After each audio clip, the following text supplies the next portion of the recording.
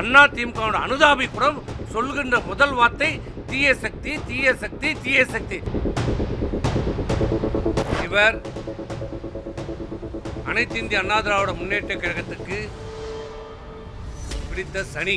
தயவு செய்து நாட்டு மக்களை கேட்குறேன், இவங்களுக்கு பேசியதை இந்த பத்திரிகைகளும் ஊடகங்களும், சில பத்திரிகைகளும் சில ஊடகம், நான் எல்லாரையும் சொல்ல மாட்டேன், இவங்களுக்கு பேசியதை நியாயப்படுத்தி இன்னைக்கு பத்திரிகைகள் கூட எழுதியிருக்கிறாங்க, இன்னமும் ஒரு தியாகம் செய்துட்டு இன்னமும் வேற ஒரு கட்சிக்கு போகிற மாதிரி இன்னும் எழுதுறாங்க. இதே நாங்கள் யாராவது செய்திருந்தா எங்களை கழுவி கழுவி ஊற்றிருப்பீங்க.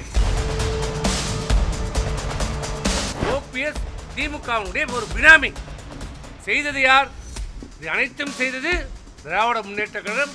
இன்றைக்கு வெட்ட வெளிச்சமாக இருக்கிறது. ஒரு விதத்தில் நாங்கள் அண்ணா திமுக இன்னைக்கு எல்லாரும் இன்னைக்கு தான் எங்களுக்கு பொங்கல், தீபாவளி. எங்களை கொஞ்சம் நெஞ்சம் பிடிச்சிருந்த சனி இன்னையோட விட்டது.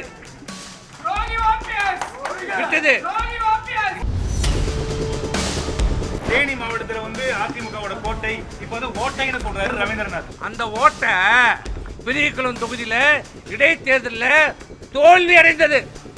ஓட்டம் வந்து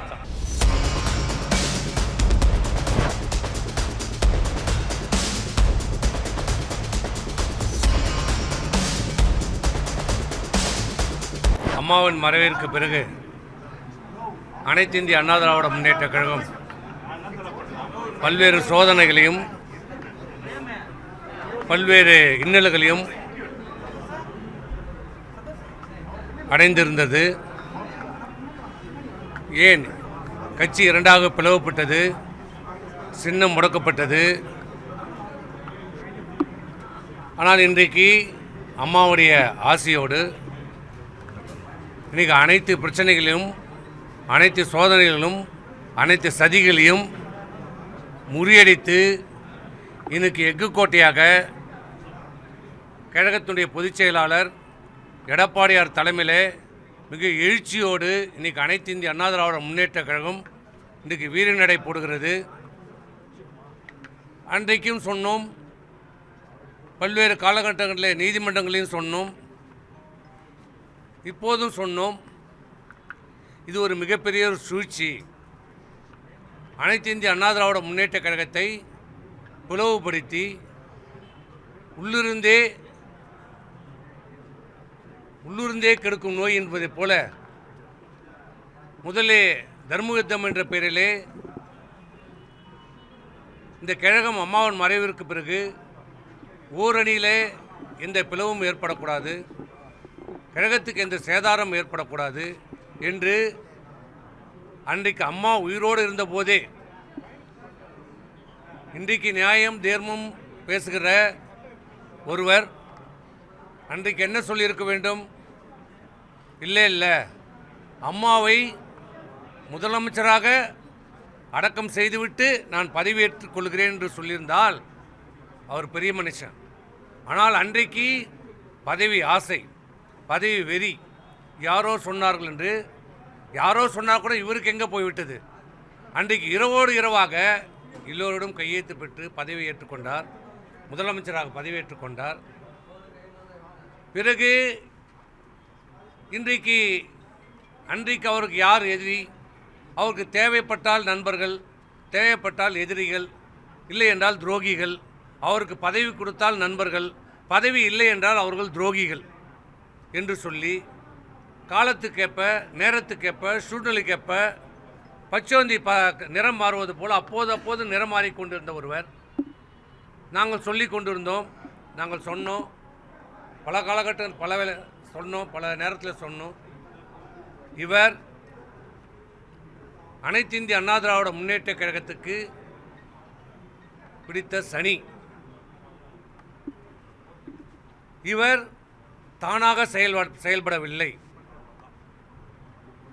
ஒரு தூண்டுதல் பின்னணியிலே மிகப்பெரிய சதிவலை பின்னப்பட்டு அனைத்து இந்திய அண்ணா திராவிட முன்னேற்ற கழகத்தை அம்மா இல்லை, இந்த கட்சிக்கு தலைவர் இல்லை, இந்த கட்சியை அழித்து விடலாம், இந்த சின்னத்தை முடக்கி விடலாம், அதற்கு தேவையான தோதான நம்மளால் முடியாது, பிரதான எதிர்க்கட்சியாக இருக்கிற திராவிட முன்னேற்ற கழகமாகிய நம்மளால் முடியாது, அது அவர் தந்தை காலத்திலே பார்த்து விட்டார்கள், முடியாது, இந்த அதிமுகவை நம்மளால் அழிக்க முடியாது, அந்த சக்தி நமக்கு இல்லை, திமுக நமக்கு இல்லை என்பதை தெளிவாக புரிந்து கொண்ட அந்த ஒரு விஷயத்தில் மட்டும் அவர் தெளிவாக தெரிஞ்சுக்கிட்டார்.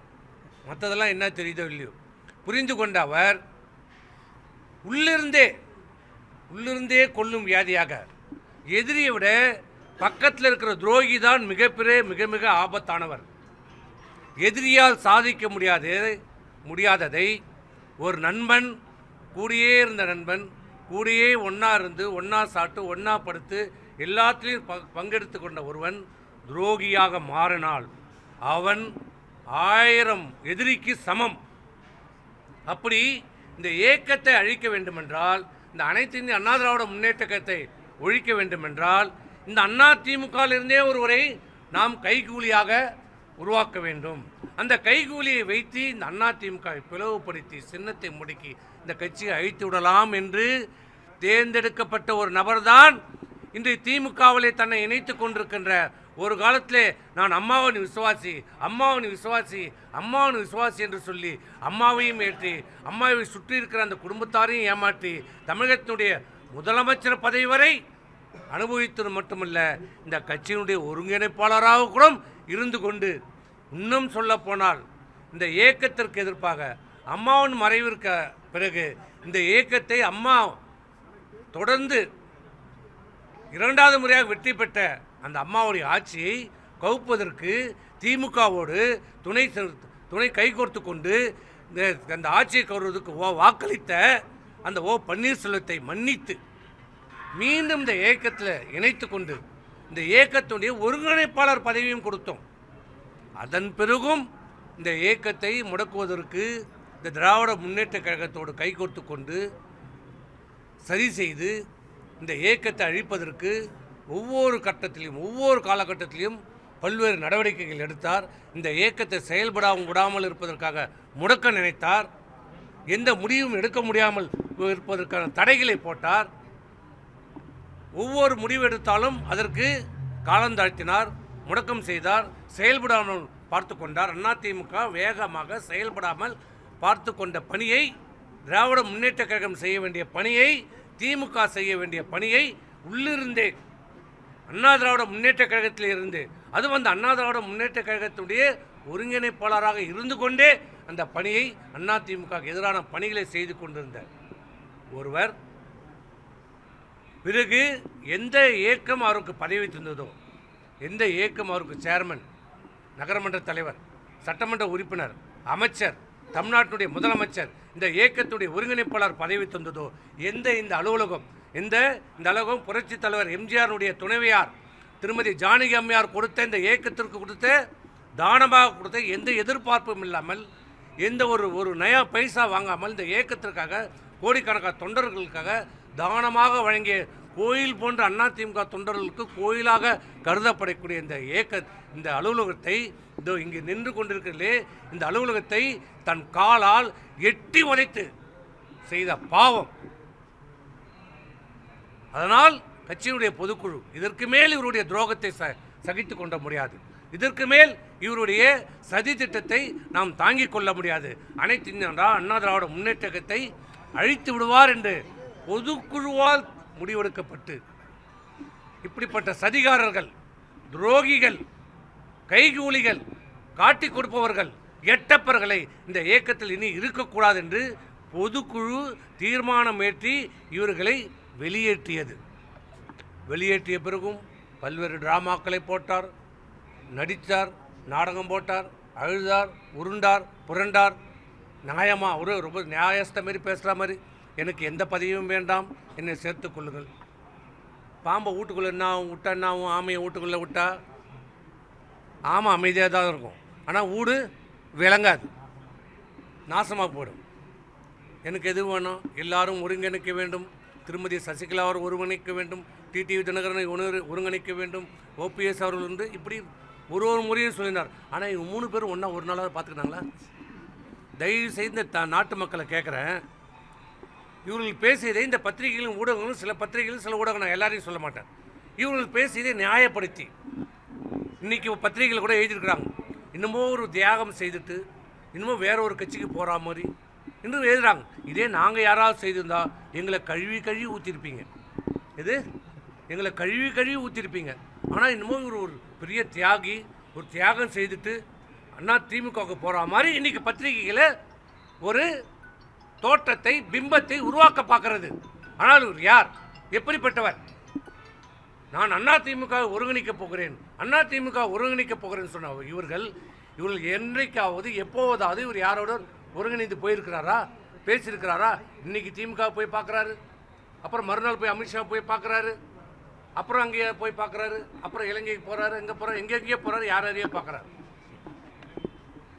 ஆனால் இன்றைக்கி என்ன நடந்தது? நாங்கள் சொன்னது இன்றைக்கி உண்மையாகி இருக்குது. இன்றைக்கி உண்மையாகிறதுல ஊடக பத்திரிகைகள் நாங்கள் கேட்குறோம், பொதுமக்களையும் நாங்கள் கேட்குறோம். நாங்கள் அன்றைக்கி சொன்னது இன்றைக்கி உண்மையாகி விட்டதில்லை. இவர் திமுகவோடு, முதலமைச்சரோடு நெருங்கிய தொடர்பு இருக்கிறார், திமுகவினுடைய பி டீமாக இருக்கிறார்.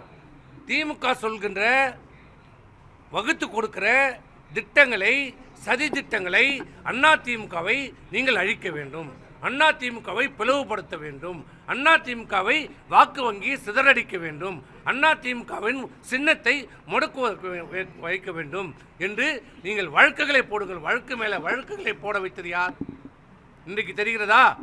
யார் செய்தது? இது எல்லாம் ஓபிஎஸ் திமுகவினுடைய ஒரு பினாமி. செய்தது யார்? இது அனைத்தும் செய்தது திராவிட முன்னேற்ற கழகம். இன்றைக்கு வெட்ட வெளிச்சமாக இருக்கிறது. ஓபிஎஸ்ஸின் பின்னால் யார் இருந்தது? திமுக, திமுகவுடைய தலைவர். இதுதான் உண்மை. நாட்டு மக்களுக்கு இன்றைக்கு துரோகம் தோலுரிக்க காட்டப்பட்டிருக்கிறது. துரோகத்திற்கு என்றைக்குமே ஜெயிச்சதாக சரித்திரம் இல்லை. ஒரு விதத்தில் நாங்கள் அண்ணா திமுக இன்னைக்கு எல்லாரும் இன்னைக்கு தான் எங்களுக்கு பொங்கல், தீபாவளி. ஏன்னா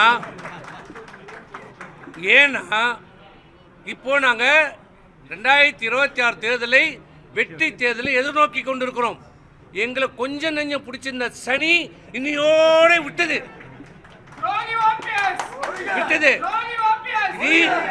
எங்களுக்கு பூசணிக்காய் சுற்றி, திருஷ்டி சுற்றி போட வேண்டியது தான். எங்களுக்கு எல்லாம் ஒழிஞ்சது. இன்னொன்று சொல்லியிருக்கிறார் முக்கியமாக, இதை நீங்கள் தான் சொல்லணும். நான் என்றைக்குமே தீய சக்தின்னு சொன்னதில்லை. அண்ணா திமுக தொடங்கப்பட்ட 1972 என்னைக்கு தொடங்கப்பட்டதோ, புரட்சித் தலைவர் எம்ஜிஆர்லேருந்து சாதாரண அட்டை வைத்திருக்காத அண்ணா திமுகவோட அனுதாபி கூட சொல்கின்ற முதல் வார்த்தை தீய சக்தி, தீய சக்தி, தீய சக்தி. அப்படி நான் தீய சக்தி என்று சொல்லவில்லை என்றால் இவர் யார்? அப்போ இவர் உண்மையான அண்ணா திமுக இல்லை. எத்தனை மேடையில், எத்தனை கூட்டத்தில் இவர் சொல்லியிருக்கிறார். இன்றைக்கு அப்பட்டமாக பச்சை பொய்யை இன்றைக்கு சொல்லுகிறார். இதை நீங்க தெரிஞ்சுக்கணும். அவ்வளவுதான். சர்வாதிகாரி விமர்சிக்கிறாரு. அந்த விமர்சனத்தை எப்படி பார்க்கறாரு? எடப்பாடி பழனிசாமி சர்வாதிகாரத்தனமா நடந்துக்கிறாருன்னு ஒரு விமர்சனத்தை வைக்கிறார். துரோகி எதை வேணாலும் சொல்லுவாங்க. துரோகி சொல்வதற்கெல்லாம் எங்களுக்கு கவலை இல்லை. சார், இப்போ ஓபிஎஸ் வந்து திமுக இணைஞ்சிட்டாரு. அதே மாதிரி சசிகலாவும் பொது கட்சி சொல்லிட்டாங்க. இப்போ இங்க அதிமுக இந்த சட்ட ரீதியான பிரச்சனைகள், எங்களுக்கு சட்ட பிரச்சனைகள் அனைத்தும், எந்த பிரச்சனை வந்தாலும் அண்ணா திமுக சந்திக்கும், எதிர்கொள்ளும். நாங்கள் அதை பற்றி எந்த காலகட்டத்திலையும் பயப்பட்டதில்லை, அச்சப்பட்டதில்லை. ஆனால் இவர்கள் போட்ட, ஓபிஎஸ் போட்ட வழக்குகளை நீதிமன்றத்திலே அதற்கான பதில் வரும்.